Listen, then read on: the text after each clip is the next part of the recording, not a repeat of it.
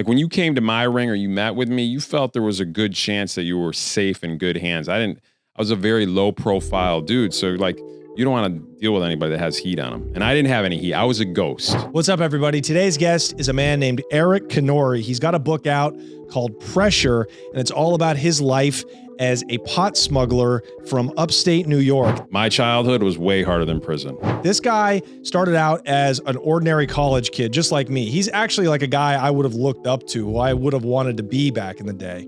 He started out nickel and diamond, and before you know it, in 2004, he blew up. It started from the taste of freedom. When I had an extra $40 in my pocket, that's freedom. And then it went from 40 to 60 to like just stacks that you can't fit in your pocket anymore. He started moving thousands and thousands of pounds of Canadian bud across the border into his little hometown of Saratoga Springs, New York, and he became a millionaire many, many times over. Eventually, I got up to the point where I was doing 50, 60 million a year in sales. This guy moved thousands of pounds a month to different organizations all along the eastern seaboard. I had an account in every single state on the East Coast between New Orleans and Boston. He was the man, and he never used violence. He ran a whole organization and never even touched a gun. He was a real business-minded kind of dude. I was still in the game, but I always told myself I wasn't in the game.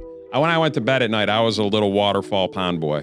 You probably never heard of this guy, and that's on purpose. That's how Eric would have wanted it. Even the guys who worked for him didn't know his real name or his identity. I had no heat because I didn't talk to anybody. I never said I was the boss. I said, if somebody placed an order for 500 pounds, I said, I'll have to get back to you and check. I already had it in inventory. It wasn't flashy either. He would take his money and he would buy gold bars and bury them in the backyard, which eventually he ended up having to turn over to the feds in a deal that basically bought him his freedom. They came pick me up in shackles. They go, all right, where are we going? I go, you're gonna need a shovel. They go, we're going to dig up some gold. He did a couple of years in prison, but he kept it airtight, didn't have to rat on anybody. He got out, he turned his life around, and he wrote a book about it. And that's what he's here to talk about today. I did a little less than 2 years, but that was a good thing for me because that gave me time to really work on myself. Give it up for this guy, a personal hero of mine, in just an hour and a half of talking to him. Ladies and gentlemen, Eric Canori, you're watching The Connect with Johnny Mitchell. That was all my life was, bro. You know, I the money came so fast at a young age, bro, that my identity was based on the money I made rather than the person I was. I still hadn't really grown up. I was still just a little boy. That's when I see the lights behind me start to flash. And I didn't even think, I just hit it. I was driving like my life depended on it. And then I parked the car, hopped out, closed the door, and I started running. And he pulls out a burner, a shank, it's like 6 inches. And he passes it to me. And he goes, here, that's yours. Don't ever leave the cell block without this. He was the reason I made it out of that place alive. So where are you from? Where am I from? I'm from upstate New York. What part of upstate? Between Saratoga Springs and Lake George, a little town called Queensbury. Wow. That's a different life up there. Well, how do you know it's a different life? You never heard of it. I mean, I've watched, what's that show, Escape from Dannemora? Oh, yeah. And it's just, I mean, the people up there are like a different species. It really... They're behind. They're like they're 10 years behind what's going on in the major metropolitan areas. Yeah. It's weird. It's like they're like Northern Hicks. I don't want to say. I guess I know people up there. I'm not going to say anything about them. But I mean, look, we're not talking about your Aunt Kathy. We're saying in general. We're talking about people from upstate. But this is important because, you know, you're essentially you're not even a suburban kid. You grew up rural. Is that fair to say? Yeah, I'm a rural kid. Yeah. You know, my parents took me for a drive to the Big Apple when I was a kid. My head was bobbing around in the back seat, looking at all the people from different parts of the world. Like, what the going on? Yeah. So I had a little exposure when I saw the Statue of Liberty. Yeah. Right. You know, I sat on buses a long time for visitation rights. I'd take buses and trains at a very young age to see my father. So I was exposed. So your father was locked up. No. My parents divorced when I was 2, and I lived 6 hours away from him. So, what did your parents do? My father worked at a juvenile detention center, counselor, and my mom, I don't think she really worked. It was always odd. She always pushed me to get a good career, but she never really worked. Funny how that stuff works, right? Yeah. Well, your dad was probably paying for it. Exactly. Child support. Yep. Child support. Were you lower middle class? Lower middle. Exactly. Lower middle class. My mom and stepfather and dad were lower middle class or middle class, but me, I felt like I was low class because my mom didn't give me much. My sneakers were off the clearance rack. I had the shoes and the stuff from the discount stores. It's very difficult to fit in with the cool kids when you have nothing cool to talk about. Sure. Wasn't really allowed to play sports. Didn't have any nice things where people would say nice jacket. I felt insufficient, inadequate, shy, quiet. Yeah. So you retreated into yourself. Spent a lot of time being grounded, listening to my mom party downstairs. She was a big drinker. They partied hard, Friday to Sunday. Start with the vodka on Friday and end Sunday with the Bloody Marys, and Monday through Wednesday's aspirin. Right. Yeah. So it's a real roller coaster environment that I was in. It was like dancing, laughing 3 days, and then the other 3 to 4 days is yelling. Yeah. That was a traumatic, unstable, unsafe environment for me. And you would be grounded upstairs. I'd be sitting in my bedroom listening to these adult parties going on, just tinkering around with things, playing Monopoly by myself on my carpet in my bedroom, looking out the window at the birds playing puddles, wondering what the temperature is. No joke. This is a real deal. Let me tell you, my childhood was way harder than prison. Mm-hmm. There's not even a doubt about it. Like, I was built for prison, but I knew I'd eventually go to prison. It was a calculated risk by me breaking the law. Did you want to be rich when you were a kid? Did you have material aspirations, or what did you want to be? What did you want to become? I used to spend a lot of time watching the show Miami Vice as a kid. How old are you? It was probably late 80s, early 90s. I'd sneak into my mom's bedroom and watch her VHS tapes of Don Johnson chasing the bad guy. Gotcha. I was like, wow, you're really aging well for watching a show that premiered in the 70s. I'm 44 now.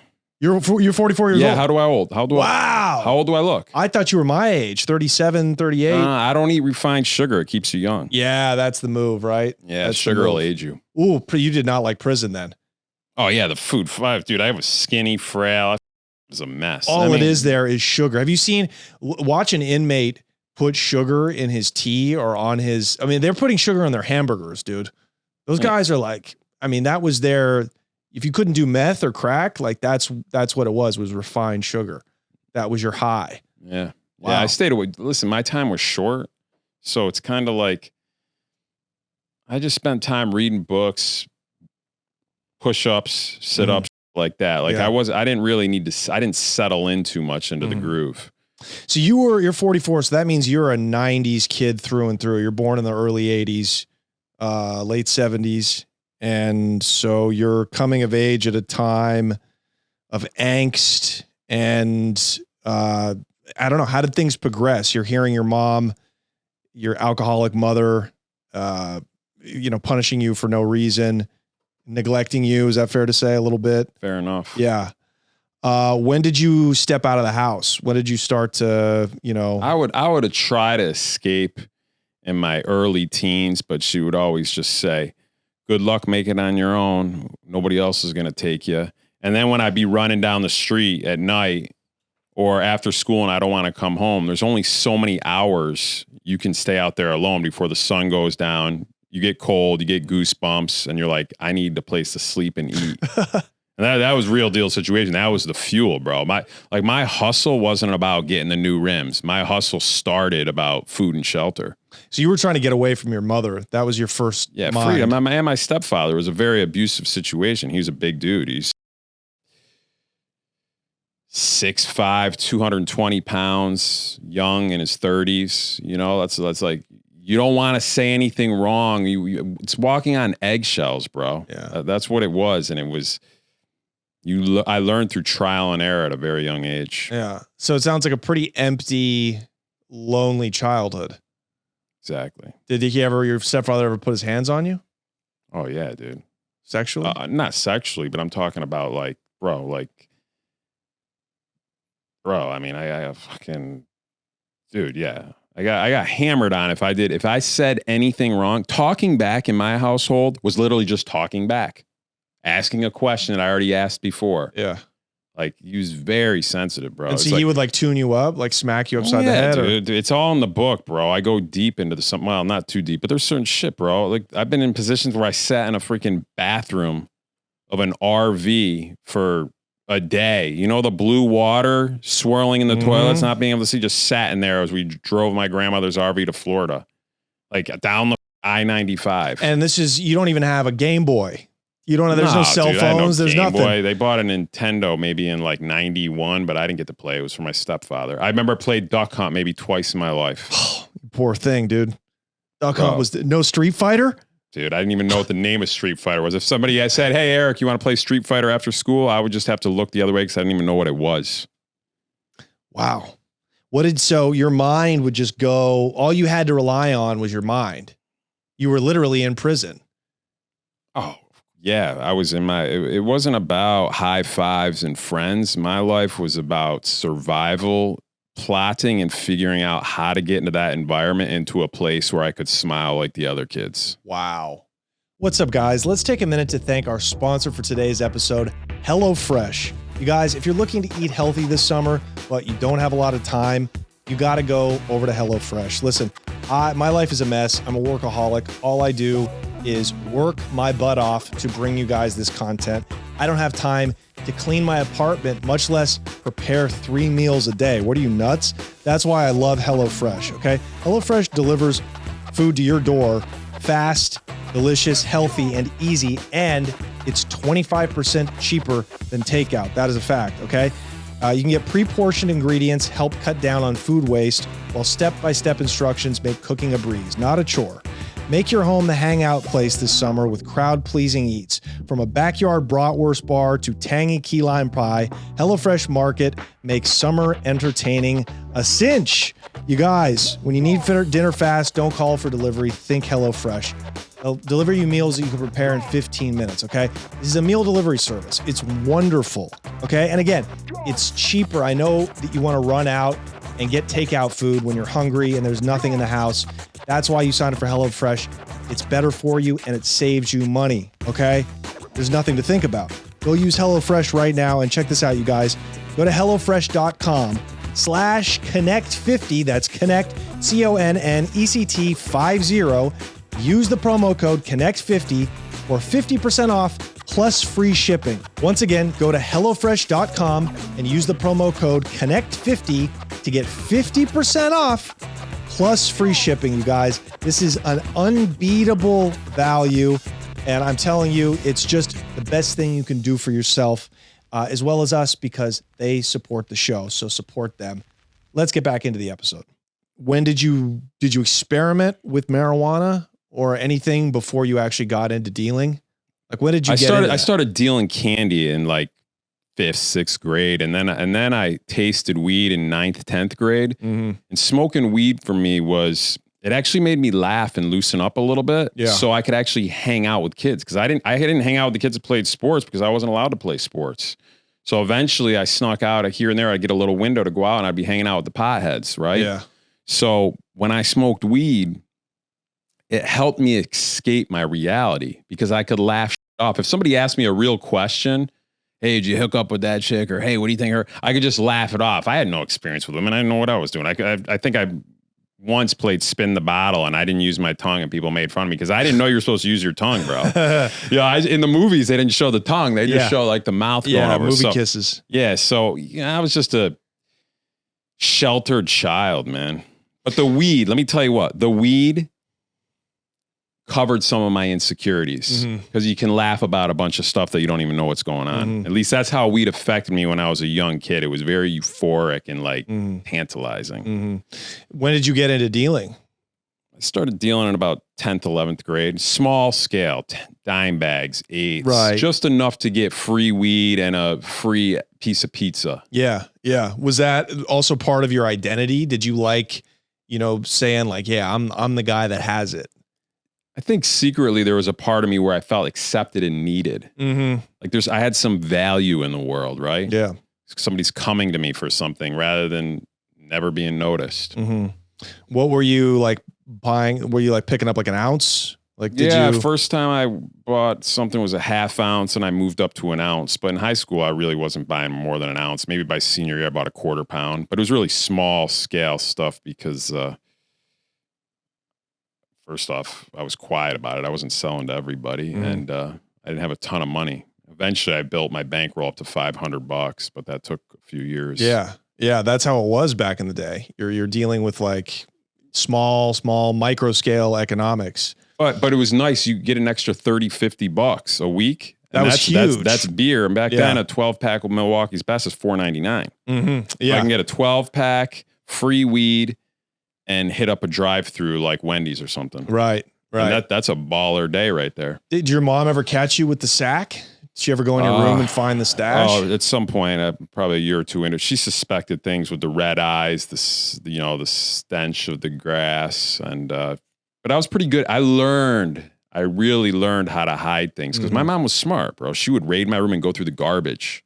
She would look at the little garbage can next to my desk and see what was in there, or like wrappers or any type of scribbling or writing. So she was on me like white on rice. So she was neglectful, abusive, yet strict. Exactly. Why would she care about what you were doing if she didn't even care to raise you and help you develop a personality? Why would she care that you were using marijuana and dealing it? Her parents escaped World War II. They came in from Poland fresh off the boat. Jews? No, Polish. Okay, interesting. And they came, and they didn't really escape. They just they left. They were in the military over there, right. and they got out and they came to the U.S. And my mom has a very military mindset, like save. Her parents used to hide in basements, shelter from bombings and things like that, run from basement to basement. So she has a military mindset, save, plan for the future, but she doesn't know how to make any money, and she likes to party. Yeah, Polacks, drinkers. Yeah, dance and booze every weekend. So, because I imagine if she found you, I mean, what would she do? You're getting grounded for everything. Like, was she losing control? Was she still strict when you were in high school? Or it sounds like by the time I reached 12th grade, things lightened up because there was some light on the horizon where she knew I was accepted into a Plattsburgh, into a state college, a 4-year degree. And she was like, oh, that really made her day. She's, her first child is accepted into college. My mom was raised that education is everything. You go and get a degree, and then you get out of college and you find a job. Yeah. And my parents were the same way. I mean, I think that's the boomer mindset is that, you start with a company after you go to college, you save, you buy a house, you got a couple of kids, and then you rest up and then you die. Right. What's your relationship with your mom like now? Have you forgiven her? It's been I wrestle with that, bro. And I don't really do drugs anymore, but I still play with psychedelics here and there just because it helps heal me. Yeah. And sometimes I have to do those things just to tune me up, like maybe ayahuasca or something. And I'll sit in one of these ceremonies and I'll just melt out. And the one thing that always comes back to me, it's my mother. There's nobody that you're really closer to, right? You're connected by the umbilical cord at one point. And I don't have a connection with her for other reasons that I don't want to get into business. Like they took some things from me. It was just Is she living now? Yeah, she's alive. I don't talk to her. I haven't really talked to her in a few years. Does she understand what she did? I don't think so. Yeah, I don't think so. I don't think so because she still will drink on the weekends and smoke a cigarette. Like when somebody's smoking a cigarette and trying to talk to me, I don't know if they hear me. Like, what are you sucking on? Yeah. Like, what are you doing? Like, I don't understand that. Right? Yeah, listen, I smoked some cigarettes in high school because I thought it was cool, right? Like, I think we're playing Jim Morrison in the woods and I got a fucking cigarette hanging out, a joint here, funneling beers. Like, for me, pumping all these things into me, I look like I think I'm a rock star. Yeah. But as an older kid, I'm like, what are you sucking on right now? Like, I'm trying to have a conversation with you. So I don't think she could. But here's the deal, bro. It's my own mom. I'm sure she doesn't wish any pain upon me. She only wants the best for me, but she only understands life from her perspective. That's how we all are. Yeah. Yeah. No, I know. They did what they could. Well, yeah, that's kind of the relationship on a very, very reduced scale. That was the relationship I had with my father. So I think a lot of my predispositions to criminality were exacerbated by this relationship I had with my dad, who, you know, I was lying to him and he was overly harsh, but didn't teach me anything, you know? So I relate to this. But tell us how you went from, just like I went, you know, and every, you know, white pot dealer back then went from, you know, selling dime bags and just being a knucklehead to turning it into a business. How did that start? It started from the taste of freedom. When I had an extra $40 in my pocket, or 50 or 60, that's freedom. You can walk out the door and do whatever you want. And that's a really good feeling. And then it went from 40 to 60 to like just stacks that you can't fit in your pocket anymore. And it feels good to be able to buy people drinks and dinner, and some people want you for something. What was but we want to know that story. How did you go from $40 to millions of dollars? Was it college? Is that when it ramped college, up? I started ramping up in college. I was doing anywhere from 50 to 100,000 a month in college by the time I graduated. In total sales, we're not talking revenue, profit. We're not talking about profit.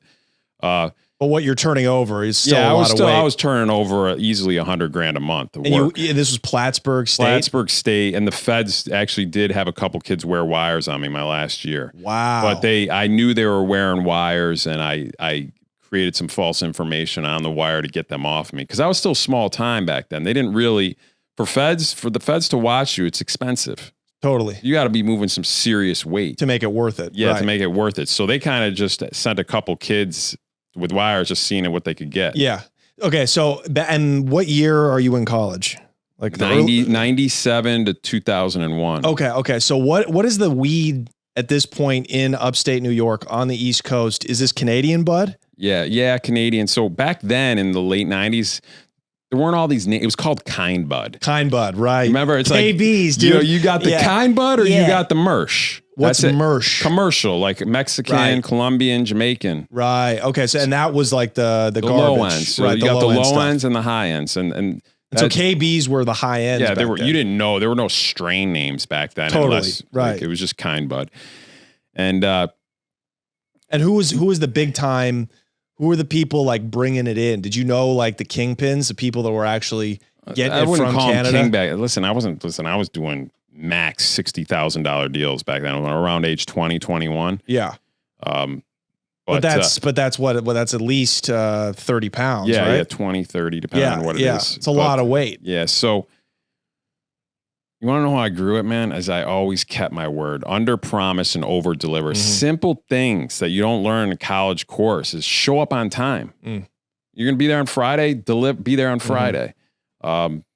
So when you're ramping up your business, who are you picking up from?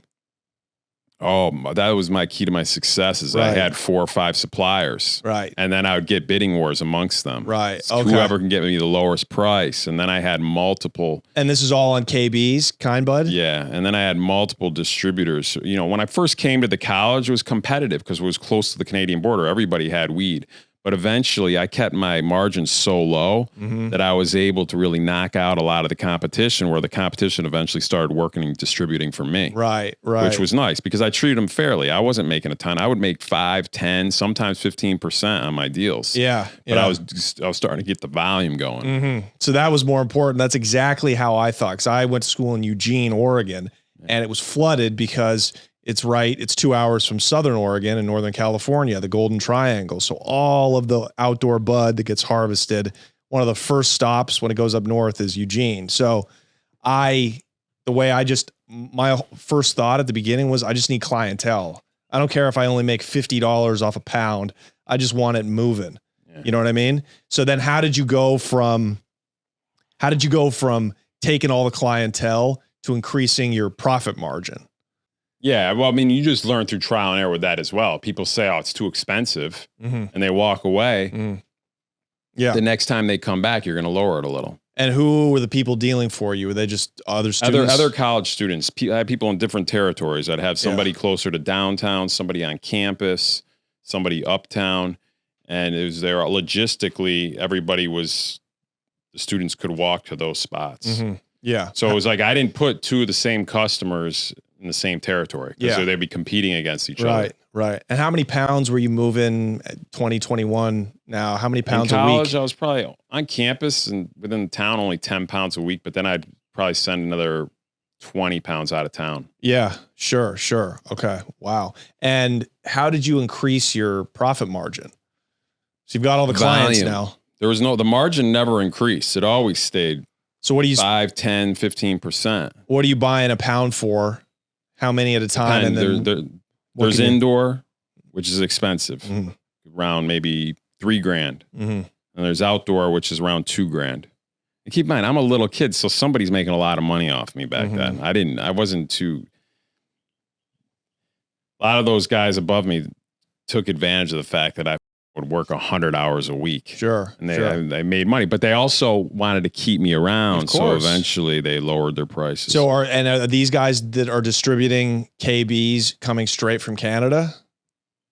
One thing is I always kept myself insulated from the border. So the reason I paid a little more is because I would send somebody up to go meet their connect. There were very few times where I bought people out and say, hey, I want your connect. Mm-hmm. Because then I'm getting closer to some type of potential investigation. Mm-hmm. The bigger up you get, there's a bigger chance that you have some heat on you. Mm-hmm. And I didn't like to be near the heat. I would never drive a car to somebody's. If I'm going to meet a new connect, I would park my car, a few thousand yards away and walk so my license plate wouldn't show up at that house in case there's any surveillance there. And back then, bro, it was so much easier to break the law. There weren't cameras around, Ring doorbells. Totally. Like, it was just, there weren't cell phones. You couldn't be tracked. Everything I did was on a payphone and beepers. Wow. It's unreal. Unreal. Those good, the last generation in human history to operate like that. Yeah. But eventually you did get that close to the sun. You did start, bringing it in, over the border. How did that escalate? It started with boats, snowmobiles. Like there's one connect I had that had a boat that could do 80 plus miles per hour in under a foot of in water that's only a foot deep. Mm-hmm. Like once he got on plane, so the border patrol boats couldn't go in that shell of water at that speed.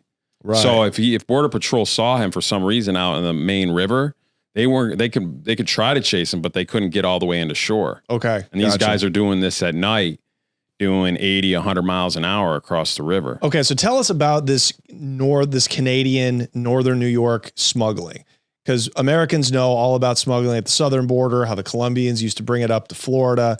Who are the people? Why was KB's such a staple of, is it Quebec that's north of, or is it Ontario? Quebec. Okay. So why did they have the KBs? Well, I haven't heard the term KB in a while, but, why was it that they grew so much bud? Quebec has actually a lower quality bud as Vancouver rather than Vancouver. Vancouver was a higher end bud, but wasn't connected there yet at this time. Quebec was a lower end product for indoor, hydroponically mass produced by the Asians. Gotcha. Tyrads. Yeah.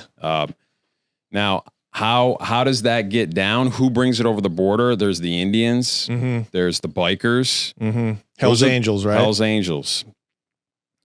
I don't usually talk about this shit. I don't want to put myself, but I mean, this is the show, Eric. I never said the Hell's Angels. It could be any biker group. Yeah, right. I'm not going to point fingers and say who's. So here's the deal. It gets into the U.S., but then there's other ways. There's also 18-wheelers. There's lumber trucks that can come in. You can get a lumber truck and stash 1,000 pounds in the center of it, right through the border. Mm-hmm. You can also know a border patrol agent. Mm-hmm. So there's countless ways to get it over the border. You can also be small time and just throw 50 pounds in a backpack on a snowmobile that does 100 miles an hour and just gun it at 3 a.m. And it's so remote up in that region. Yeah. It's so remote. It's very remote. The patrol they know what's going on though, dude. Like, let's say you wanted to move 1,000 pounds over the border up there. You might have somebody tip off the cops about another load at the time you want to move that, about a 50-pound load. Mm-hmm. So they're all their attention's on the 50-pound load, and then you get the 1,000-pound load in. Did you ever move like that? I wasn't in charge of crossing the border, but I knew my role was distribution in the U.S. Mm-hmm. I tried to stay within 100 miles. I should say at least 100 miles away from the border as I got bigger. Mm-hmm. I didn't want my face showing up anywhere near the border. Mm-hmm. Too much heat up there. But would you actually set up, like at your height, would you go up to Canada, meet with the actual growers, and then, you know, Not the set growers, up the deals? but the bosses. Maybe once a year I'd go and meet somebody and show my face and get up. I'd have somebody drive me up. Okay, Gregory, tell us about this. How did you, because meeting the Connect up there had to have been like when I met the Mexican growers in Northern California. That meant you made it, because you couldn't just meet those guys back then. You couldn't just Google search those motherfuckers. So how did you first meet the Connect up in Canada?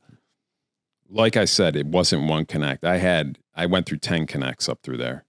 Right, maybe 9, 8, but so how do you get plugged in? You work with one for a while, and then you realize you're paying too much, and at some point somebody says, "Hey, you got to meet my Connect." And why are they going to introduce me to their Connect? Because they're not doing anything. They're not moving any weight. Like, I had a constant flow. I'm moving thousands and thousands of pounds, and a month.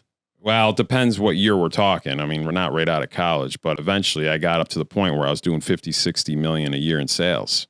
So how many pounds is that? Depends if it's indoor or outdoor, but you're looking anywhere around 2,000 pounds a month. Maybe That's more, incredible. Maybe more. A ton a month. Yeah. So that's the equivalent of moving. If you're moving stuff out of the southern border, out of Canada, it's 10 times the price. Right. 10 times. So you're looking at, if I'm moving, let's say I'm moving 6 million a month, 5 million a month. Let's say I'm moving 5 million a month. I could get 10 times the amount of weed for 5 million at the southern border, but I didn't mess with that stuff. It's a lower end product. But it still gets you high. But so my volume in terms of pounds, it wasn't super high. It's just the dollar amount. The dollar amount. Yeah. Yeah. Well, but that's the smarter move. Make more money for less volume. True. And that's still an incredible volume. Yes. I mean, sir. I had $1 million operation at the end, and I was moving like 250 pounds a month at most. Mm-hmm. Just it's all about how much profit you're making per piece, right? So how does it go from like, 100 pounds, 200 pounds a month to 2,000? You just keep meeting people that are moving it, right? You just keep making. How many people did you have distributing for you at your height? The bigger I got, the less people I had distributing. I really knocked a lot of people out unless they were turning over volume. Mm-hmm. And they were smart. They had to have a legitimate business. They had to be, there's a lot of boxes they needed to check. Mm-hmm. If they had a prior record, I probably wasn't working with them. Mm-hmm. And the way you made more and more connections was because you had the best price? Is that because you were getting it? It's not even just the best price. Sometimes I would charge a little more, but it was the service. Things weigh out properly. Things are on time. People are comfortable. They're comfortable with my drivers. They don't feel intimidated. They don't feel like there's heat. Mm-hmm. Like when you came to my ring or you met with me, you felt there was a good chance that you were safe in good hands. I was a very low profile dude. So like, you don't want to deal with anybody that has heat on them. And I didn't have any heat. I was a ghost. Like, in college, they briefly, small window, they tried to get a couple buys off me with a couple wires, but I was a small time dude. I let that faded away once I moved out of town. They weren't going to follow me around. Gotcha. So okay. So you graduated college in 4 years? Yeah, right on time with my degree. What'd you get a degree in? Business management. Yeah, makes sense. So how much money do you have at this point? What's your bankroll look like? I graduated college with, I would want to say I had set aside, I probably had $250,000 I was working with and another $250,000 buried. Nice. Okay, cool. So $500,000 straight out of college, no debt. Paid my college loans off too. Beautiful, right? And back then college wasn't even expensive anyways. $9,000 a year. So yeah, right? So you got a leg up now. So you got about $500,000 to your name. And you got about half of that is moving in the business. So where did you go after college and how did the business ramp up? Tell us about that. And then how you started moving it. All right. Across from Canada. I moved to a small little town called Saratoga Springs, New York. I've A heard of little over 100 pounds from the Canadian border. And I chose that location because I could evade that temporary heat that was on me in college, close to the border. And number two, it was a clean town. There wasn't really any crime, family area, residential, quiet. And it was a perfect place for me to start a legal business where I could be a good law-abiding citizen. And at night, I could set up my hub and distribute out of town only, nothing locally. Right. What was your front business? What was your legal business? I had a business building natural swimming pools, waterfalls, and ponds. Why did you choose that? I used to eat a lot of psychedelics when I was a kid running around in the woods. And I remember this one time I ran and I stumbled. I was tripping my balls off running through the forest. And I heard this trickling water in the distance. And I ran up to the water and I just dug my hands right into the bed of the creek. And I lifted up all the sand and it was just like dripping down my arms. And I just felt alive. I just felt plugged in and connected with the earth. And this is a time when I had a lot of chaos in my life. And having that feeling of being grounded like this, I was tripping so hard. I was like, everybody needs to be here right now. Yeah, dude. Like I just felt so good. And there was like this guy with this cane standing across the creek from me, giving me a message saying, you should stay here. Don't leave. Grant, that was a very elusive ghost-like figure. Part of it was made up. I knew I was tripping. I wasn't that far gone, but it was a message that was coming to me. And after that trip, I decided, I was like, I want to share water with people. Like water is healing, cleansing. It attracts wealth. Everybody wants to, where do people go when they go on vacation? The water. So I took a course or a seminar on how to build these water features and waterfalls. And coincidentally, some kid showed me a brochure on, he's like, this would be a good business for you. And I was like, oh, hell yeah. It just lined up. The universe lined it up. Interesting. So it was kind of just a passion as well, not just yeah, it was a passion, but it wasn't as fun as moving weight. No, I mean, no shit. What is? Yeah. Name me one thing that is. There isn't. There's nothing. It's unbelievable. Living outside the law and not having to answer to anybody, it's a sense of freedom.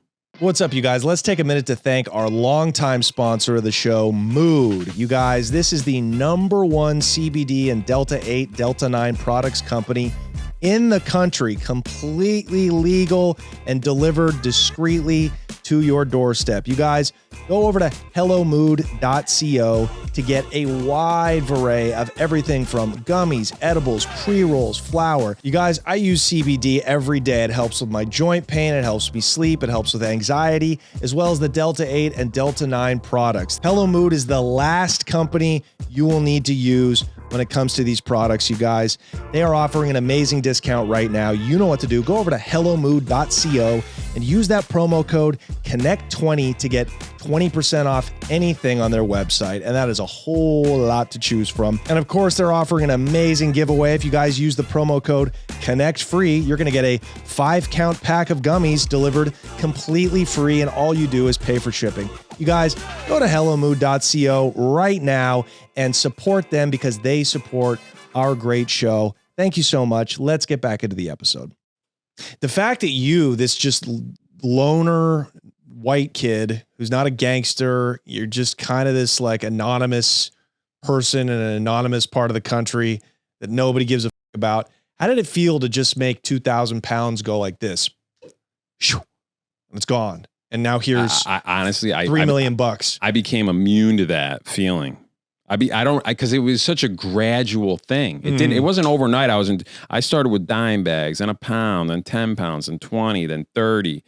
And there were I just felt like a normal person in many ways because everybody I deal with on a daily basis when I wake up is doing the same thing. There were other players, there are other people around me that I knew that were worth 10 million plus for moving weed. Yeah. So, they're doing the same thing, bro. Like living fast life, right? Like, okay, so you're in Saratoga Springs. You're connected with the Asian triad I'm not dealing directly with them. I'm not. Who are your connects up in Canada? I had a handful of people. You have to understand, bro. I paid $12 million to the feds so I wouldn't have to work undercover. Okay. So as far as me talking about who were my connects and stuff, like I listen. Who were they? I forget. Don't tell me their names. Just tell me their ethnicities. Oh, we there's just want different. to know. Oh, I had hands full. There were Indians. There were Italians. There were Russians. Mhm. There were Asians. Mhm. There were two people that I didn't even actually meet face to face. I just worked through an encrypted BlackBerry. Wow. Never met the dude. I have no clue. I was connected, owned some hotels, shit like that. But And these are people out of Quebec, Canada. Well, at this point, Canada's a big country. Quebec or Ontario. Initially, we're gonna get to these details. Initially Quebec, Montreal, then eventually Vancouver. Okay. Asians out of Quebec. Okay. Oh, interesting. Yeah. Who are the people working out of Vancouver?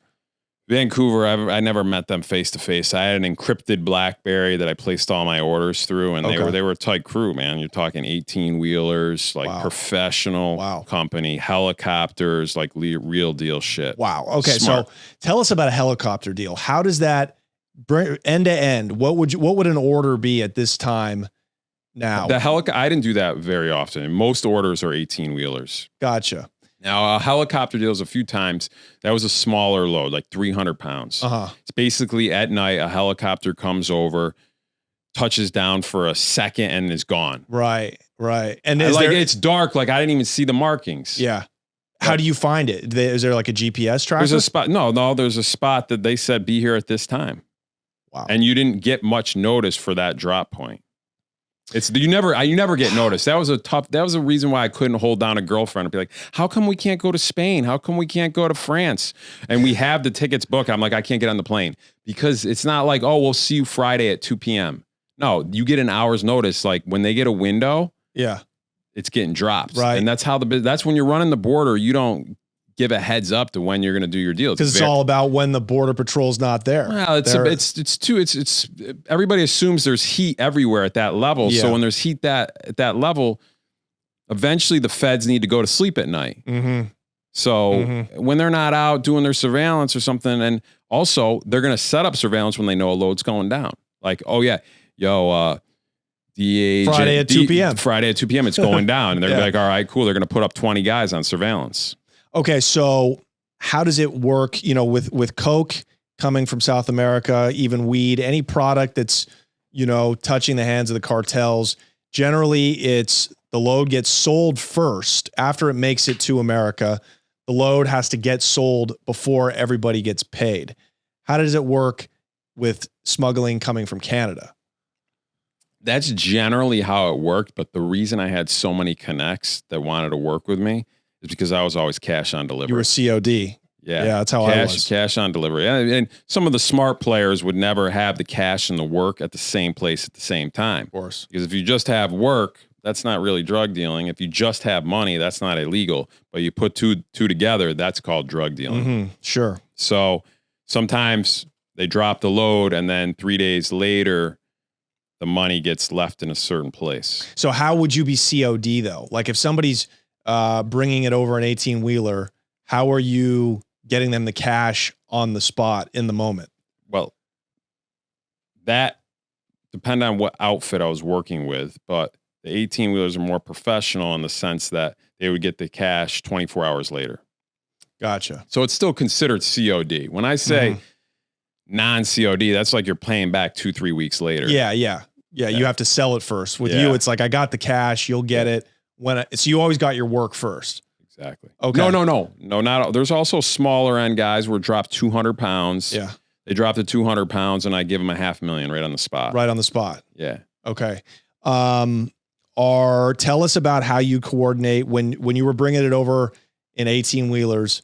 What's an order like that? Is that 1,000 pounds? Like what was an average order? The smallest load I ever saw on an 18-wheeler was 300 pounds. But normally you're looking at 1,000 pounds on an 18-wheeler. And that's mixed with legitimate products or produce or whatever. It could be bedding.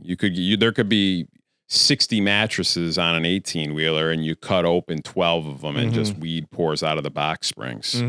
Which I was like, when I saw that, I was like, they would have the buds just. No, the pounds would be packaged in the box springs.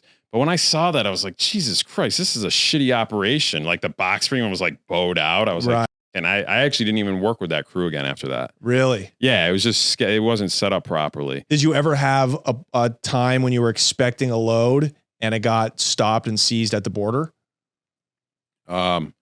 Not with that crew, but there were a handful of times, but that's out of my hands. That's no loss to me. Yes, there were a handful of times when loads definitely got jammed up at the border. Mm-hmm. Now there's various reasons. There's been times where it could get stolen and there was a shootout. It's not just the feds or the border patrol. So loads would get jacked. There was one particular load that was jacked, and he's like, I offered him a price. He's like, it's too low. I have guys that'll come up from the city that'll pay more. Oh yeah, they came up from the city, all right, and there was a shootout. Wow. Yeah. Nobody died, but still there was a shootout. My guy took off on a 4-wheeler and his whole load got stolen. Wow. Hundreds of pounds? Yeah, it was about 200 pounds. Yeah. Yeah, that used to happen. Gangs from Portland, Mexican gangs, black gangs, they would go meet these hippie like growers out in the mountains of Southern Oregon. And those guys would be sitting ducks and they would just take their whole season in one fell swoop. Bad business. Yeah. Okay. So, say the 18-wheeler makes it across the border, 1,000 pounds. Where is your crew meeting it at like a warehouse? Where does it go from there? One thing about my organization, which is a little abnormal, is I was very hands-on for being the boss. Okay. Number 2, nobody knew I was the boss. Tell us about your organization. This is fascinating. All right. Here's what's unique about my organization. Extremely unique nationwide. All right. I was a number 9 in the underworld. Number 10 is when you take out the witnesses. I didn't take the witnesses out. Number 2, what's extremely unique. What does that mean? You were number 9. What does that mean? Like a 1 to 10 scale. Like how big of a dealer are you? How big of a player? I was a number 9. Number 10 is when you take out the witnesses, when you pay off cops, you tip off the cops about your competition, shit like that. You're really like, you're in the motherfucker. You're in the game, bro. Like, so I was still in the game, but I always told myself I wasn't in the game. Yeah. When I went to bed at night, I was a little waterfall pond boy. You know what I'm saying? So this is what's unique. For me to have a 12, 13-year run without the feds catching wind of what I'm doing or my name. Yeah, granted, they watched me in college for a few weeks. Mm-hmm. But after that, I was a ghost. To be able to have most people that run at my level usually catch heat within 3 years. Yeah. So with me, I had no heat because I didn't talk to anybody.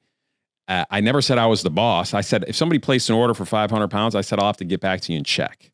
I already had it in inventory. I knew what the price was going to be, but I didn't say that. I'm just a nobody.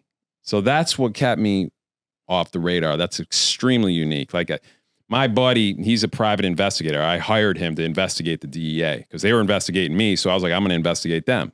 He's a badass investigator, top dog, private jets, fly. Actually, James Patterson, the thrill writer, wants to write a book about him, but he said, no, I don't want to do it. He's very like low key, quiet dude, just all about his business. Wow. So how did that look? Like, how did you know you had heat from the DEA? And this was after my first arrest. I'm jumping the gun. Okay. That's when I was getting ready to face trial. But answer one question. Yeah. Answer me. How did you what was the organization like? Who did you have working for you, and what functions? And how would you meet a load when it first got across the border? Yes. All right. So I was almost an employee of my organization. Remember, I was never the boss. So I actually would meet some loads. I wouldn't send one of my lieutenants to go retrieve the load. It depends on who it was. Sometimes I would. If I was out of town dealing with another deal and a load just popped into my local town, Saratoga, I would send somebody there. I'll be like, listen, don't talk. Don't say your name. You just pick it up. Do not look at the work. Because if you're just picking up 10 duffel bags and you don't open it, and you know nothing, and the feds jump in, plausible deniability. You don't even know what's in the bags. So my employees would know, don't look in the bag. You're sitting in a trial. You have no clue what's in there. It could have been just film equipment. Well, I don't know. I've I mean, you have a good lawyer to argue that one, my man. They figure out a way. If it's just a one-time thing, if they're doing it for multiple times, but these are people that occasionally do things. So how is my organization structured? Well, this is what I had. I had a warehouse for inventory to be stashed. In Saratoga. I had a warehouse for receiving orders, which was separate from the storage warehouse. Just you don't want it to get robbed, right? And then, and would you stock these warehouses with pool equipment too? No. Now let me just say, this isn't your normal commercial warehouse. This is more of a stash house. I call it a warehouse. I find remote homes. I do short-term leases, long-term leases that have privacy, long driveways, and now the place where I needed to get the 18-wheelers in and out of, I had to have a special driveway made 20 feet wide to get down and turn around. Now, so I would have a place where I just kept cell phones. I kept 14 to 18 cell phones at just one house because in case any of them were being watched or had heat on, the GPS signal would go to a house that didn't have work in it. Right. So I never brought my phones to where the work was, or I'd pop the battery out. Right. And so then I have a separate home for cash. Mm-hmm. That's where cash is kept for placing orders. Mm-hmm. So how many, and what about the cash? Did you trust the guys you were working with? Did they know, They never knew how much I have. I might have somebody, most of my customers at my height had credit lines of $1 million. Now, as far as, I didn't ever put all my eggs in one basket. Mm-hmm. So I didn't have, nobody knew my net worth. I didn't even know my net worth. I would check once a year. It was just like a constantly moving thing. And I would set a target. I want to hit this amount. I want to hit this amount. And it came a time where I was young and my ego was in the way where I wasn't even competing with myself. I would be competing against other dealers. In my mind, I wouldn't say that. Like if I saw another dealer just made $1 million or $2 million that month, I'd be like, I want that. Mm-hmm. Mm-hmm. And so how was my organization structured? I didn't throw these parties that you watch in the movies and everybody comes and meets everybody. If anybody in my organization were to get pinched and they started talking, they could only talk about what they knew with me. They couldn't talk about the rest of the organization because they never met anybody and they don't even know that I have an organization. Mm-hmm. I'm just a kid that can get them work occasionally. Mm-hmm. That's it. So I set it up. Everything was a need to know basis. I took the ego out of it where I needed to say I'm the man. Right. Okay. So it doesn't sound like you had anybody whose sole function was to watch your back, pick up loads, give it to people. Like you didn't have anybody full time. Your organization was just your dealers, the people that were distributing. I had about 5 people on steady payroll, drivers, and somebody that would just live at a certain stash house. Yeah. Yeah. They would just live there and they'd get the lease in their name. But all they knew was what they knew. Yeah. So if I put 1,000 pounds at your house, that's all you know. You don't know whose work it is. It might not even be mine. Mm-hmm. Just be like, here, I need to leave this in the basement and then pay them. And that's it. People like the money. Yeah, of course. Like especially up there. There's no industry. At the end of the day, everybody can be bought. Mm. Everybody. I'm talking everybody. White collar. Like it's just a matter of how much you're willing to pay. Mm-hmm. Yeah. And the amount of risk. Okay. So 18-wheeler, 1,000 pounds. You meet it at one stash. How many different drivers are then taking that out of town?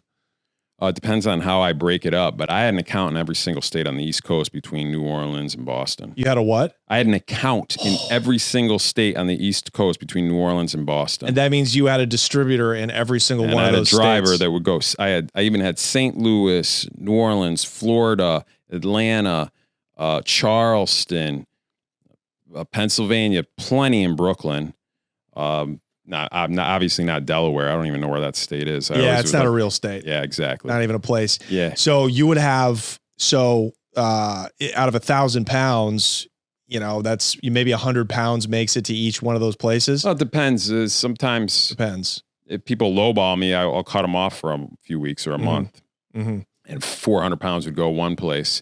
I had one guy in the city that would take endless amounts. So if people were lowballing me too much, I would just dump him all my excess. But I made nothing off him. I made like 5%, 4% if I was lucky, but he took all my overflow. If I had too much inventory stocking up, because in Manhattan back in the day, that was really the hub for the East Coast cannabis, right? All the good work came to Brooklyn, the 5 boroughs. Yeah. And then from there, it was spread along the East Coast. And, I knew some good players there. And would you collect COD? So you're paying your supplier, your Canadian suppliers COD. Are your distributors in all of these hubs also COD? Nah, down in the southern states, it was about 50-50. Half of them were COD. The other half I had on consignment. Now, and you're not a gangster. What if one of these guys just doesn't want to pay? You just chalk it up as a loss? No, people always paid. Honestly, how do you know I'm not a gangster? I just can tell because I've been around gangsters. Yeah. But what We've if had them on this show? But what if I? Hey, I'm not scared of you. I'm just saying. What if What if I were to? Not that I did this, but do you think I would be capable of telling somebody to go fix this problem for me? Of course. Yeah. Did you ever have? But you never had a problem like that? No, but I could have. I could have. If I needed to do that, that could be done. Right. Tune into the Patreon episode where Eric tells the truth. Okay. But gotcha. But you're the connect at that level when you're dealing with that much weight. Your distributors are also good business people. You don't want to rip the connect off because then you don't have a connect. Yeah. You don't want to bite the hands that feeds you. Yeah. That's a fact. Yeah. So I've had some problems, bro. I've had some problems and Now, did any of the work, so just for argument's sake, let's say 1,000 pounds makes it to your spot in Saratoga Springs. Do you maybe have like 4 drivers taking 300 each, more or less? I had a steady 3 to 5 drivers, exactly. Gotcha. Okay. And do they have any spotters that are escorting them to their destinations? If I had to do drives near the border, yes, there was a spotter. And they had certain people I worked with had satellite phones because there's spotty service, cell service in places. Right. So if they needed to go check for roadblocks, things like that. Okay. But now once I got down into the middle of the country, there's just basic rules. If you have out-of-state plates, you can't drive after 9 p.m. Okay. Stick to the main highways, no partying. Right. Clean driver's record, no felony records, no misdemeanors, nothing. My drivers were well kept. Some of them by in collared shirts. Some of them would have their suit hanging in the back. Yep. Everybody had a good story. Everybody white? Yep. There you go. This guy knows what he's doing. Yeah. Not all my customers were. My customers were all different colors. Of course. But my drivers, yes. Yes. That's just the way it is, man. Yep. It's a racist country. So did they ever get pinched with work on a drive down? Drivers? Yeah, I've lost 3 drivers. One of them I paid his legal fees. I lost a couple $100,000 load. He walked. How did he walk? It was just a small deal. He had a 200,000 pound load on him, no priors. 200, how much? $200,000 load on him. It was a smaller load. It was worth $200,000. It was probably like 60, 70 pounds. That was a smaller load. Anything under 200 pounds is not really a federal offense. Right. Yeah. But it depends. 60 pounds in Texas will get you the death penalty practically. Oh, yeah. This was, I think this was Virginia. That's wild. So and you never instructed him. You were never worried that they were going to turn around and snitch on you? No, you're always worried about that. But my drivers were pretty well trusted. Eventually, one driver did rat on me. Her name's Missy Giovi. She was actually, she was one of the fastest female mountain bikers in the world. Fastest female, won several World Cups. She's like a semi-celebrity. And, actually, when I first got arrested about, 13, 14 years ago, a lot of people wanted to interview me and get me my side of the story, but I couldn't talk because my lawyer's like, we're going to trial. You can't be running your mouth. So just sit tight. So I've really never talked about the story till this past year, 13 years later. But Missy Giovi was talking about it all the time on interviews. There was even a point where she was telling certain people that she was the connect. She was the main person. She was just a driver. Nobody really knows. She flipped on me. She sold me out in a second. How much were you paying your drivers? I was paying her $60,000. So imagine that. Imagine getting $60,000 tax free back in 2009. Yeah, for 4 or 5 days work in the middle of the recession. Yeah, now would they pick were you paying them per pound? It depends. Sometimes it was per pound. Sometimes it was dependent on how far the drive was. There was a lot of variables. So would they pick the cash up if it was COD? Would they pick it up and then drive it back to you? Most of the time, if it was COD, I'd have them. But nobody looked at anything. Everything was sealed up. Cash is in a box, taped shut. You just grab the box. You don't talk. The best drivers know not to talk. You show up. Howdy. Exchange. leave. There's no names exchanged. There's nothing. It's very clean and simple and fast. How did you find out that the other two people that got popped, how did you find out? Did they call you? I guess, or your customers called and were like, hey, the order never made it, right? The one guy, my first guy, my main driver that got popped, I just knew if they're not checking in, and gut instincts go a long way in this business. Of course. So I followed that. As I got bigger in the business, I wasn't doing a lot of drugs. So especially alcohol. Alcohol destroy you. So I was very aware of all sections of my organization at all times. Would you change up when the drivers got pinched? They know where your stash house is. Would you move the work? Would you move? Well, they don't know where my houses? stash house is. My drivers know where the pickup and delivery is. They don't know where the inventory's stored. Okay, but how would you get that inventory to them? They would come to a receiving house. Gotcha. So who put that? So would you stop using that receiving house if you found out that they got pinched? Oh yeah. Every time something happened, I had to switch the whole organization. move it up. You have to dump all your phones, new warehouses. Yeah. Certain people have to get cut out. Right. But eventually, when Missy got pinched, she brought the heat right to me, man. That's all in my book, but she really did a number on my organ. And I remember when she told me, she's like, I was like, "Are you cool? Are you safe?" And she's like, "My dad used to be a bookie for the mob. If anything happens, I'm good. I'm solid." And she literally, if she got pinched and she just kept her mouth shut, she probably would have got 3 to 5 years max. And I would have given her $1 million when she got out. Right. Okay. So tell us, is she what began the unraveling of your organization? Oh yeah, she brought me to my knees, bro. Okay. So let's go into that. So things are moving. It sounds like you're constantly bringing loads over the border, receiving them, sending cash back up. Is that fair? Oh yeah, I was like an air traffic controller. It's crazy. The day I got arrested, I had over $4 million worth of work coming to me. How many pounds is that? Because how many pounds is that? How many pounds is that? That was probably around 1,500 to 2,000. I had some stuff that was priced at 2,000 a pound, some stuff that was up at 3,500. That was really top shelf stuff out of Vancouver. High-end indoor stuff, right? High-end indoor. Yeah. I remember, this is way back in the day. This is when a pound of that in Washington Heights, Manhattan would have gone for like 65. There you go. And that's where some of it ended up, I'm sure. Yeah, of course. So that day I had multiple loads coming to me. I should say that was a busy day, the day I got busted, because I was out of town for a week. I was down in Florida for a little bit, meeting this girl, and I went out to Bonnaroo Music Festival, and my phones were buzzing. Everything was backed up. But it was the first time I actually took a vacation in a year or two. I didn't really take vacations. I was a workaholic. There's no time to take vacations. You don't take vacations when you're in that game. Your vacation is at the end of the night, whatever you can find money to spend on. Yeah, exactly. Or jail. Depending on how easy you got it. Jail was a vacation. For me. It was the first time nobody called me. Yeah, right. Wow. Okay, so the night you get pinched, you got $4 million worth of product coming to you. How did that happen? All right, so I hired Missy Giove, paid her $60. So most of my work was coming out of in the early 2000s, coming out of Canada. Come 2008, a lot of my customers are complaining my prices are too high, because what was happening is California was starting to flood over into the East Coast. That's right. Because there was a surplus starting around 2007 from the West Coast, where they had too much to supply the West Coast. Yeah. So then they dump it over to the East. And dealers couldn't make any money over there, me, and that's why we started shipping it to New York. Exactly. So they started trickling over to the East Coast, and I had competition.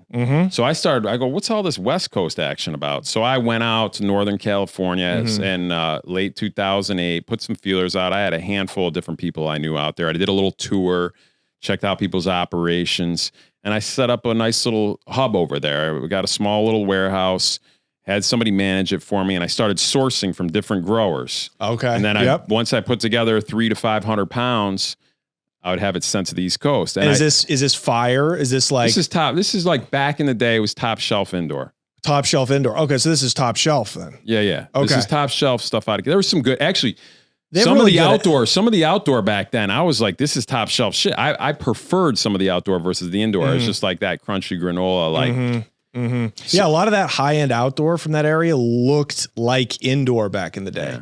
Yeah. So I hired Missy Giove to run the loads, because in my mind, downhill mountain biking was founded in Northern California. So I figured she'd be the perfect driver because if the cops pulled her over, they might even ask her for her autograph, right? She was somewhat of a celebrity back then, especially in that region. So I thought she was a good fit until I really put my professional transport plan into place, which was to have an 18-wheeler fruit truck bring the work to the East Coast and then have a private jet bring the cash back over that way. And that was, I was getting that all set up. I met with the pilot, with the truckers. Everything was getting set up, but I was still using Missy temporarily, and I'd pay her $60,000 just to hook a trailer to a dually pickup truck, drive it east in crates. Yeah. Okay. So it was kind of like a cowboy way of doing things. But at that point, I was getting a little sloppy because honestly, I wasn't passionate about weed anymore by this time. I wanted out of the game. So I took some shortcuts here and there. And you're worth how much at this point? Late 2008? Well over 10 million. Yeah. Yeah. So. And where were you burying that money? What were you deploying it into businesses? I did bury some money in my younger days, but then it ended up getting musty and the bills would stick together. Yeah. So then I diversified and started burying gold bars. Okay. Yeah. So I had a lot of gold. I actually ended up giving the feds close to $10 million in gold bars, which we'll get to. I'll explain that. Okay. So Missy Giove, I'm paying her $60,000 a run, and she ended up subbing the job out to her massage therapist for only $3,000 and didn't tell her there was weed in the trailer. So this massage therapist is speeding across the country and got pulled over by a cop. They search the vehicle. She cooperates. I don't even know who this massage therapist is. Cooperates, so I'll do anything. They ended up delivering the load to a property of mine in Saratoga Springs. And Missy would take over the load the last 5 miles of the drive to make it look like she was the driver. She would fly into town. And she brought the heat right to my doorstep, bro. Wow. I saw the feds. When that trailer pulled up, I saw in the distance.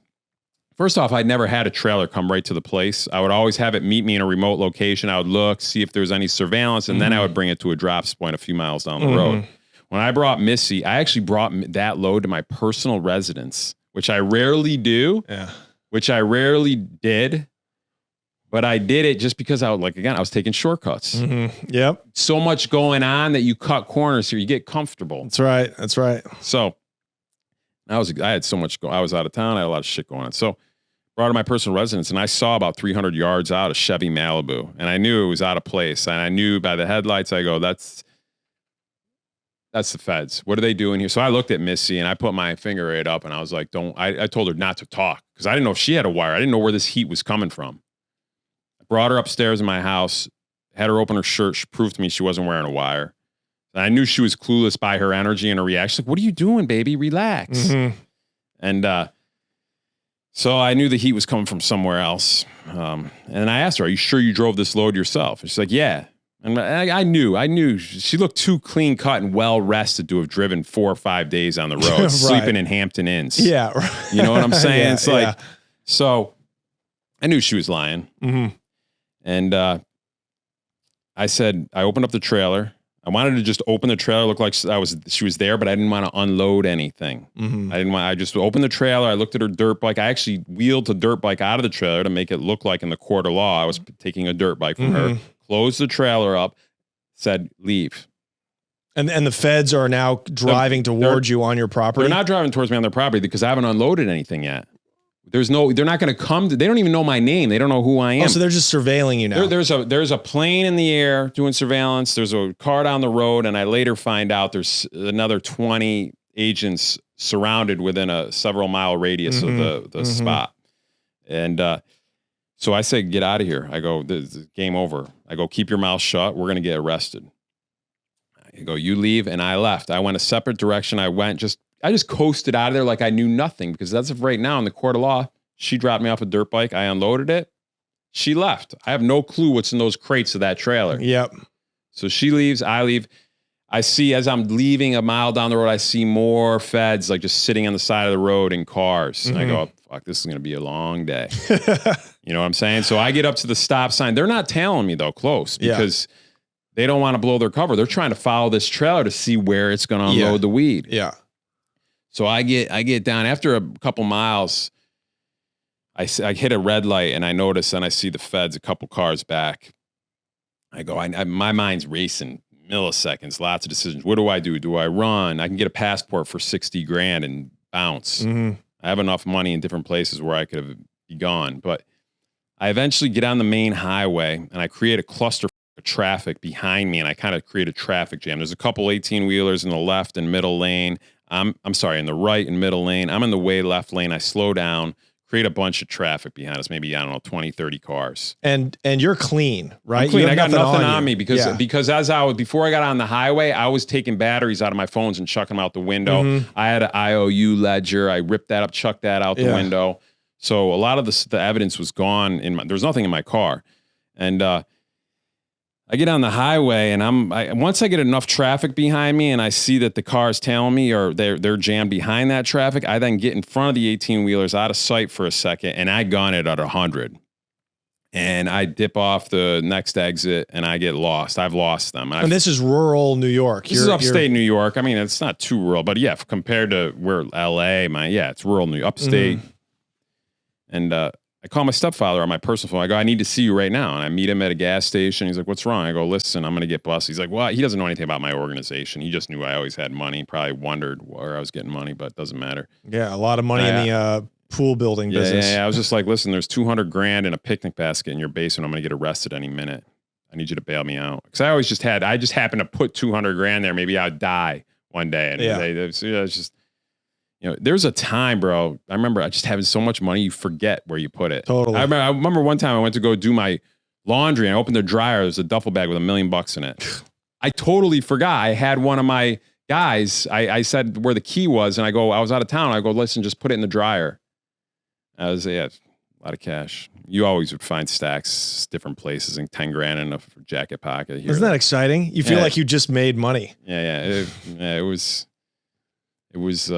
But that was all my life was, bro. I the money came so fast at a young age, bro, that my identity was based on the money I made rather than the person I was. Mm-hmm. I still hadn't really grown up. I was still just a little boy seeking validation, acceptance, didn't really know how to handle women.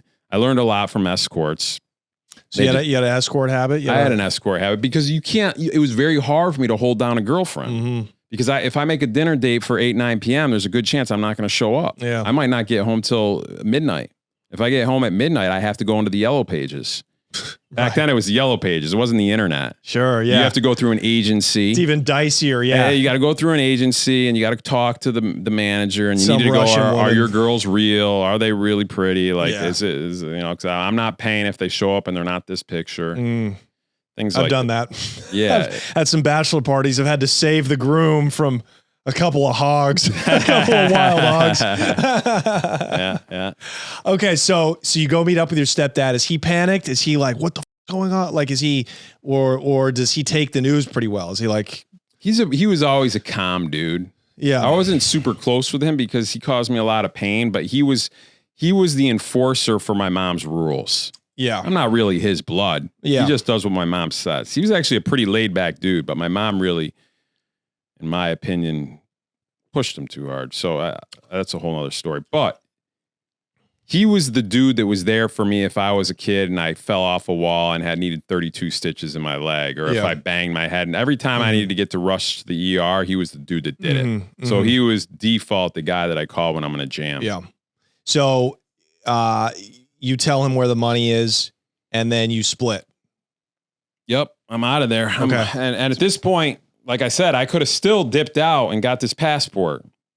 I can't believe you didn't get one before that, just as a contingency. I just never wanted, good point, but I was getting sloppier as I got bigger. Also, you don't want to live in Canada. I'd rather be in prison than live up there. Yeah. I'm kidding. Yeah. Well, I don't know enough. I don't know a ton about Canada. But even though I pulled all my work from there, like I said, I didn't go up there much. But I decided to drive back home and face the feds. Wow. Yeah, I drove right back home. And when I was only a mile from my home, though, I filled up my tank with gas because for some reason in my gut, I felt better about approaching the enemy with a full tank of gas rather than a half tank. For sure. It was just like that survival instinct. And when I was pumping the gas, I heard the footsteps run up behind me. Down on the ground. So there was actually a trooper, I don't know, a half mile out that spotted my make and my vehicle. Because obviously they had on the radio, be on the lookout for this vehicle. Where were you driving? I was driving a tan GMC Sierra. I always bought the same color vehicle every single year, the same make and model, so people couldn't tell that I got a new vehicle and become jealous. Mm-hmm. Right. Smart. Yeah. Okay, so they bag you. Cuff me up, bring me back to my house, and as soon as they said, "What's your name, kid? We're here to help you," I knew they had no case. Yes. Because why are you asking me my name? Boom. Yeah, so they made us. So know right nothing. there, I knew I felt safe. I was like, all right, good. Wow. We're going to insulate this problem. Right. We're going to isolate it for the rest of all the shit. Because keep in mind, I still have another $3 million of work coming to me that afternoon. In the Saratoga That Springs day, area? Yeah, the Wow. first load that came was from Missy. That was $1 million load that just got pinched. Mm-hmm. So how many pounds? About 500? Depends on the like No, I it said, wouldn't be depends. that. It It'd be more than depends. that. Certain people were bringing me outdoor. Some people were bringing me indoor. The prices back then ranged anywhere from, for me personally, anywhere from down to 1,700 up to 4,000. Mm-hmm. Yeah. So, But how but much did they... those phones, imagine what's going through my other suppliers' heads. Well, they know because those phones just got thrown in the woods. Mm-hmm. I ditched a lot of that stuff. There were still some at my house when I got home. The agents were swarming around my house asking to go in. Anybody in the house? Are there any guns in the house? What's your name? I just said I'd like to speak to a lawyer. I'm sorry, I can't help you. I said, what's going on? I'm sorry, I can't help you. And how long did they try to break you for? Probably an hour to 1 to 3 hours. Yeah. They eventually got the search warrant in 3 hours, probably. Mm-hmm. And So how many pounds did they take off that trailer that day? there was only 300 pounds on that trailer because we couldn't fill the whole load because back then, in the summertime, there was somewhat of a drought. The drought season, of course. Yeah, so back then it was really, there would be that drought time, which I don't think they have anymore. Mm-mm. But So they took 300 pounds off the trailer. That's a federal mandatory minimum. So I think 5-year minimum. Yeah, right. I think it's like 220 is the Yeah, 100 kilos. Yeah, right. Yeah. So they take you to, did they find anything else in the house? Eventually they got in the house and stupid me, I had like 30 pounds in there of just like head weed. Really? And I didn't even smoke that much, but it was like that premium shit you just throw in a freezer. Mm-hmm. But 30 pounds to me is not a big deal. Mm-hmm. But that was just like 30 pounds that I give. Like I had a few connects where just small time guys that I give a pound of weed to, but they were just good people to know because they can get me front row tickets to any concert or they can get me into this club or anything I need VIP. Yeah. So I just give them a pound here and there. And like, I just had that in my personal residence. And I also had, there was like 1.5 million in there that I had on me for another load that I had coming an hour later. Mm. Okay. So now you're made, you got work and you got cash, Yeah, which I'm is toast.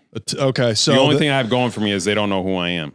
Okay. So then how long did that take them to figure out what happens next? I got cuffed up. They put me in jail, but I was bailed out 3 days later. Why did I get bailed? Because in my opinion, they didn't have a case on me. And number two, if I'm not going to work for them, it gives them a good opportunity to follow me around to see who I am. Mm-hmm. Mm-hmm. And as soon as I was bailed out, they had tails on me. Mm-hmm. Okay. So did your stepdad bail you out? Yeah, he put the house up and yeah, he was good about that. Very fast acting. I appreciate that. So then what happens next? How long after you're out on bail? I'm out on pre-trial release. I hire a very expensive legal team, Michael Kennedy out of Manhattan, New York. He'd done a lot of criminal stuff. He did the Timothy Leary LSD stuff case. He did some mob stuff, the Pizza Connection down in Manhattan. Oh, wow. Okay. Yeah, he was a heavy hitter. Hired him. And by the time he kept juicing me for money in pretrial, by the time paying him, he was all wrapped in with him and my investigator and his paralegal, and I ended up spending $700,000 just in pretrial with him. Wow. Yeah, and how long? Like he knew he looked at me as a little small kid, like this kid has no clothes. He'll pay anything for freedom. Yeah. Right. So he milked me good, but then. Almost 2 years, the case kept getting pushed back because they had a really weak case because they searched my house illegally. Because keep in mind, I never unloaded weed from the trailer. Mm-hmm. So they went in my house. What's the reason for going? I only unloaded a dirt bike, so they had a weak case. But they dragged it out, and eventually they rearrested me right before trial for laundering money to pay my legal fees. Wow. They accused, like, that's allegedly laundering money because what happened is I had 500 grand stashed at somebody's house to pay legal fees. He ended up drinking himself to death. His father came in, found him on the ground or something like that, and found $500,000 in the closet in hundreds, all sealed up, vacuum sealed. And I'm assuming, I don't know for sure, that he probably thought it was a bank robbery of some sort, something. Like, why is there $500,000 in my dead son's house? Right. So he recalled, the police reported it. They came in, figured out that I was associated with him, probably looked at his last phone call to Eric Canori, and he set me up. He's like, hey, I want to let you know my son died. Can you come to my house? So I showed up the next day, and he had a wire on. But I didn't say anything. It's all in the book. You got to read the book to get the details and the mechanics of how I handled the situation. I didn't say anything incriminating. I was very selective. I just assumed at this point in my life, everybody's wearing a wire. Right. But they still scooped me up. They still scooped me up for receiving $420 in a duffel bag. Right. And they found some checks, some blank checks. They found an address of a guy that was allegedly laundering money to pay my legal fees. They flipped him like an IHOP pancake. So you were giving money to a guy who was writing the checks to the lawyer. Allegedly. Exactly. Gotcha. Okay. So how long was the pretrial process up to this point? Like how long did you do that? We were close to 2 years, 18 months, maybe. Wow. And were you working in that No, I was time? done. Once I got pinched, that first indictment, I stopped working. I was out of the game cold turkey. Yeah. I mean, granted, there's loose ends you have to clean up. You have to meet people. Like, it was a big organization. Did you have to go collect? Like, did you have people that owed you? Yes. And what was collecting like when you were out on bail? I mean, you must have been paranoid. Like, yeah, well, I had people handle that for me, but it was, there were a few snowflakes, right? People that just like, they flake out, and I'll never forget. I don't want to get into that. Shout out who owes you money. Give Shout him out the to name. you snowflakes. We're gonna dox Thank right God, now. Mom told me not to pick up the Glock. Wow. Okay. I don't know what that means, but don't. Well, think about it. You owe somebody big dollars. There's certain people you don't cross, and you're going to be 6 feet under, right? Like it's very. Listen, think about it. Think about it. Somebody owes you a lot of money. My game. How much were you owed when you got pinched? Just on the street at that day when I got pinched, I had about $2 million out. $2 million out on credit. And how many different states? Do you remember? The farthest down that I recall was the Carolinas. Now, were you eventually? How much of that did you get back during the pretrial? I got about 85% of my money back. Okay, good. So that's a good number, right? Yeah, that's a good number for a guy who's basically made. Yeah. Yeah. Because they hear that you get pinched and they're like, oh, I'm keeping the money. This guy's washed. But that tainted me because me in the underworld, I don't stop. I was in a position, okay, we got pinched. Business goes on. You just need to switch shit up. You don't snowflake and disappear. Right. Now, you just get smarter about things. Did you have customers trying to get at you during pre-trial? Oh, of course, if people want to meet my connects, there's a lot of things going on in that situation. And everybody has a different way of handling things, and how I handled it, I'm not going to talk about here, but there's a lot of different things that can get done during pretrial. In terms of what? Just however you have a multi-million-dollar organization, where does it go? There's just so many moving parts. There's loads being delivered. There's money that's owed. There's people that need to feed their families. Can you tell us that on the Patreon? Get into some detail?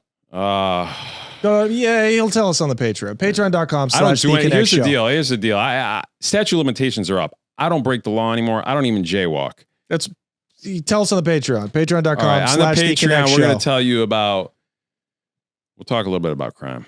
Yeah, we're going to go into some crime. We've been talking business up to this point. That's true. Okay, so you get pinched, picking up $400,000. So now are they stacking those charges on top of the drug charge? They haven't. I still only have a 1-count indictment, which is pretty light, right? Considering if they really wanted to, I was being threatened with RICO charges. Right. So you're being, and that's because they had a weak case. So I'm arrested a second time. This time I'm thrown in jail with no bail. Wow. How do they justify that? I'm a flight risk. Yeah. Like I was getting ready for trial and I get scooped up with close to $500,000 in cash. Right. And you're already out on bail, so you're double hot water. Yeah. So and that was the last chance to really squeeze me. And at my level, really what they want is they want me to work for them. They want me to point them in the direction where there's more money. Now, when you were in jail without bail, did they send agents down there to try to get you to work for them? That's what they did with me. They sent a guy down like every week. Well, no, but they couldn't talk to me because once you request a lawyer, the agents can't talk to you anymore. So they have to go through my lawyer. That's news to me. Well, yeah, but did they go through your lawyer? Yeah, they went through my lawyer every week. It was like, Yeah. hey, you know, he has a small window to cooperate. We're going to go after his family. RICO charges. This kid's never going to see the light of day. We haven't even done anything to him yet. Mm-hmm. So that was happening every single week. And how close were you? You know, because when you're sitting in jail, you know how it is. I mean, it's misery. What percentage of you thought, yeah, let me just get out of here and go work for them?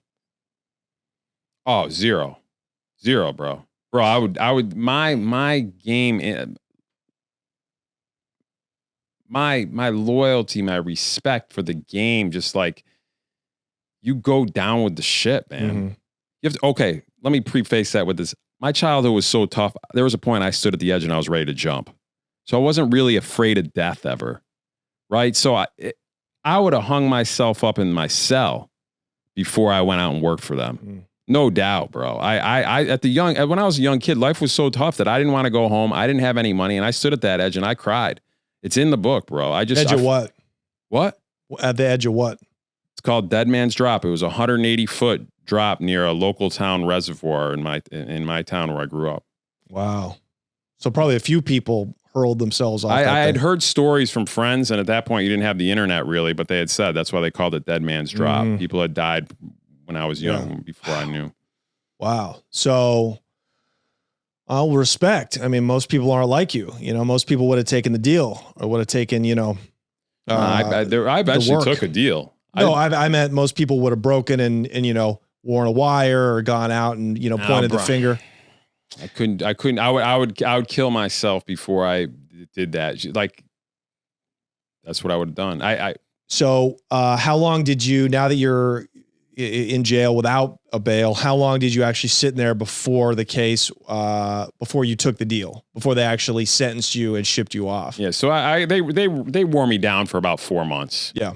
You know, no going outside. You sit in your little cell. Where are you? What? It's called Rensselaer County Jail in Albany. There's no going outside. There's not a yard, mm-hmm. right? You just stay in that concrete with the TVs blaring and you sit in your cell and eat shitty food. And luckily I had a good girlfriend at the time that was a trooper. Like even the feds, they came to her house, tried to crack her. She didn't say a word, like scared her. She was Ukrainian, tough. Yeah. You know, so she was very calm, centered, and there's no flipping out. Mm-mm. She was my just biggest supporter while I was in there. Wow. And what did they originally offer you?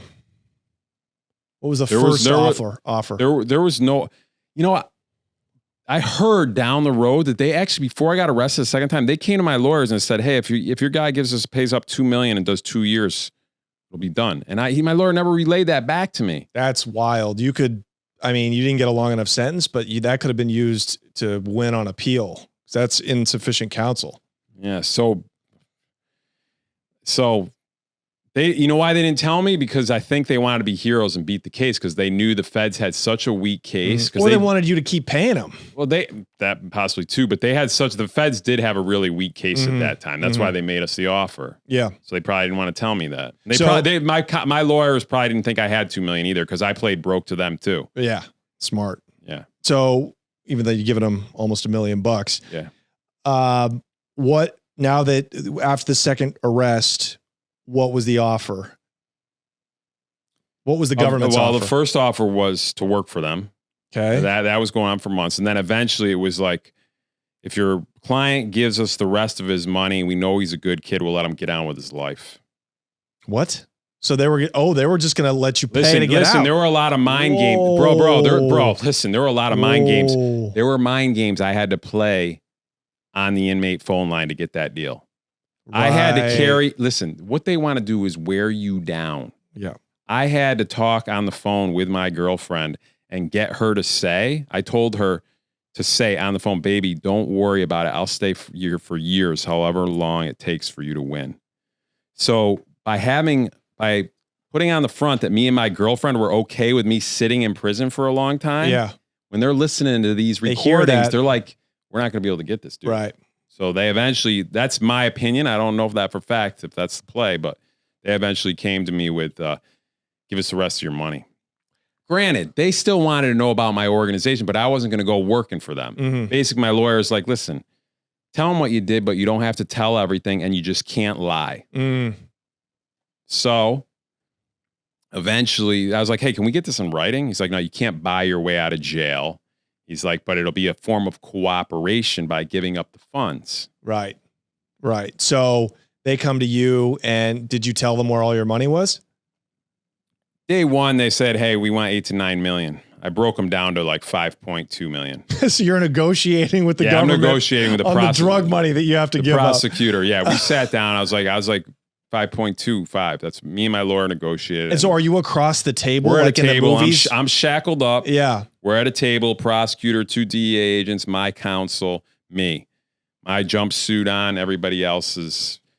Wow. So the U.S. attorney. Close. Yeah. Wow. Yeah. So I'm sitting there, and then we got the deal. I got him to 5.2. Okay. And so where is the cash? Well, part of the deal was beautiful. They already had 2.5 million of mine. That they'd seized. So that was counted towards. So I only needed to come up with another 2.5. Yeah. Ish, give or take. I'm rounding out the numbers here. So after a couple weeks, my lawyer drafts up the plea agreement. We do some editing. I'm like, listen, I want to make sure they can't come back to me for any other charges if I pay this money. It's like a real estate contract. Yeah. So after the contract was drafted up properly and both sides accepted it, they came pick me up in shackles. They go, all right, where are we going? I go, you're going to need a shovel. I go, we're going to dig up some gold. Wow. We rush up the highway, a fleet of agents, bro. ATF, DEA, even some IRS, AR-15s, bulletproof vests. And I take them into upstate New York, about an hour from the jail. And we actually go right behind my mom's house. And we dig up 1.5 million in gold bars, about 3 feet down. Pull those bars out of the earth, give them to him, and those bars are worth, between the cash they already had and the gold, I reached my mark. I was actually a little over the 5.2, and I think it was like, don't quote me on the exact numbers, but I paid them off what I owed. Did they have to check the value? Because gold goes up and down. I actually told my lawyer that, I go, listen, it's the spot price of gold that day. So in the prison, every single day, I'm looking at the Wall Street Journal to see the spot price of gold, wondering what day they're going to let me out and what the price is going to be. Because there was this, I didn't know if I was going to make the full payment. If gold dipped, I wouldn't have been able to pay him out on that particular stash. Did you have another stash that you were ready to of course, get into? Yeah, but I didn't want to bring him to another stash because then I could have overpaid. Yeah. I had to overpay by $1 million. I wanted to just hit the mark as close as I could. Right. Wow. So I hit the mark. Then they bring me back to jail, and I have to have a little sit down. It's called a proffer session. It's basically, I'm not going to work undercover for you, but I'll tell you what I did. And what's the time? What's the prison time you've agreed upon? You can't agree on prison time. The judge is going to look at me and say, "Oh, he cooperated and paid this much money. He's a first-time offender. It's just he's going to make his decision." Oh, I gotcha. Okay, I thought so. There's no, because they didn't get you, because 300 is a mandatory minimum, 300 pounds. So they're not. That's a 5-year minimum. So yeah. In the plea agreement, it says I can do 60 months, but not over. Don't quote me on this, but I think it was over 120 months. But that's what I mean, though. So why did the judge? If the judge has leeway, that means it's not a mandatory minimum. So we're not even getting there yet, bro. I'm sitting down in the proffer session. I've only paid them 5.25. So when we sit down in the proffer session, I have to tell them what I do. So my lawyer goes, "It's very important, Eric. Can't lie, and you don't have to tell them everything." So I spent a few hours with them and give them a bunch of old information, dead leads, worthless stuff. But it's all true. But it's nothing of real value. You don't name names?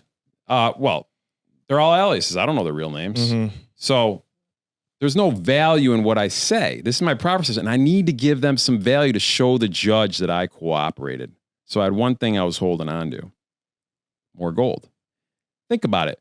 All they want is more people from me to get more money. But if I can give them more of my own money, that's cooperation.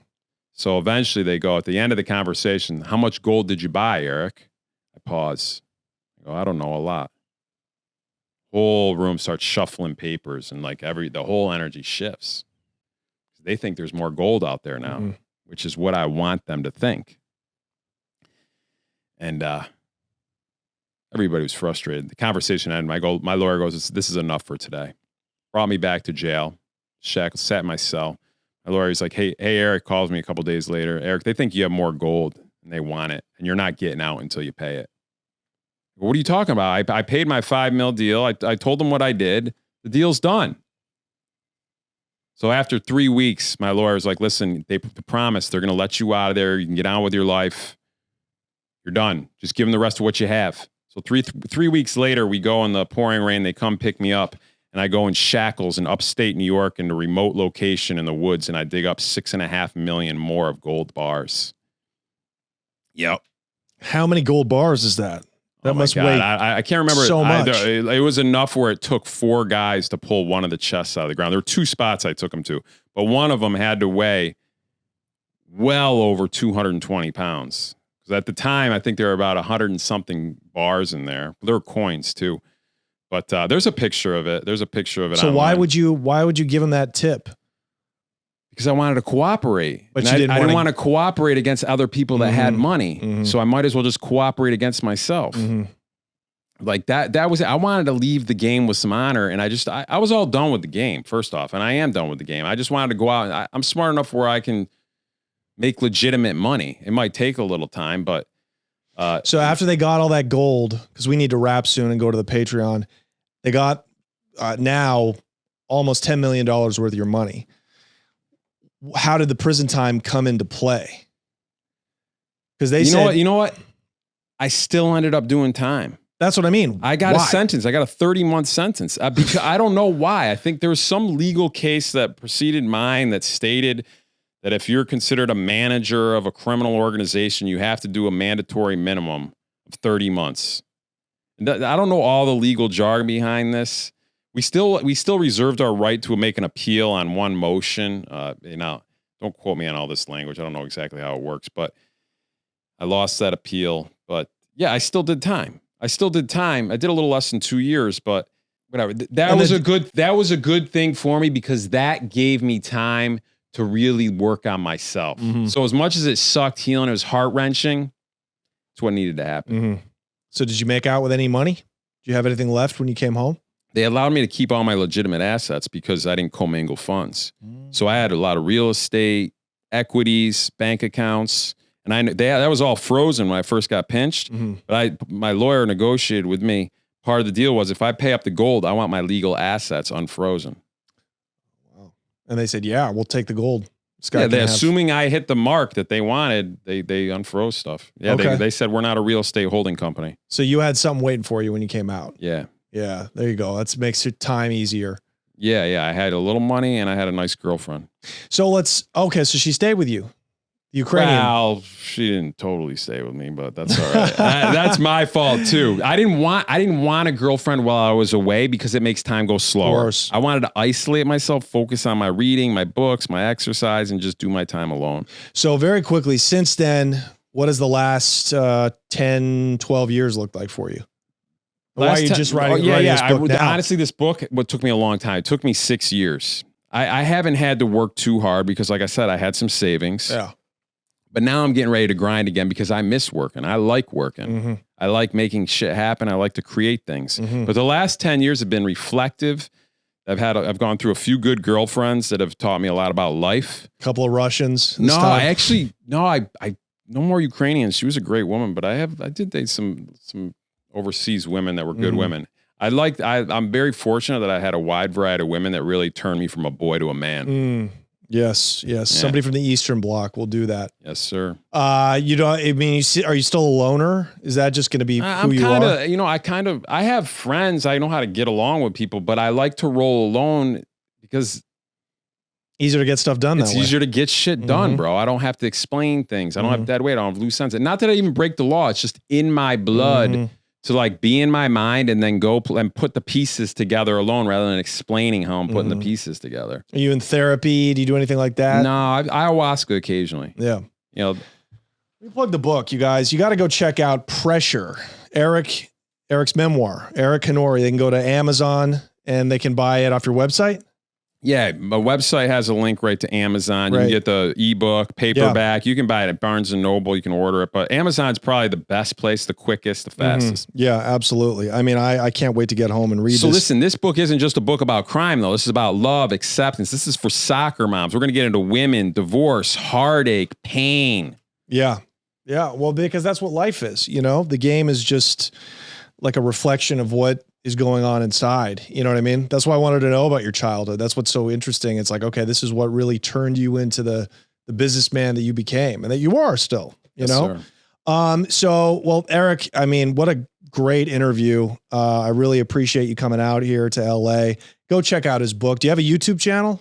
I don't. I have or Instagram or anything like that? Instagram, Eric Canori. You can Google me, or I'm on Instagram. Cool. Eric Canori, Canori. Yes, sir. Yes, sir. Go check him out and jump over to the Patreon, patreon.com/The Connect Show. We're going to get a few more details over there that we didn't get in this interview. But killer time with you, brother. Thanks for coming out. Thank you. It was a pleasure, Johnny. I appreciate having me out here. You got it.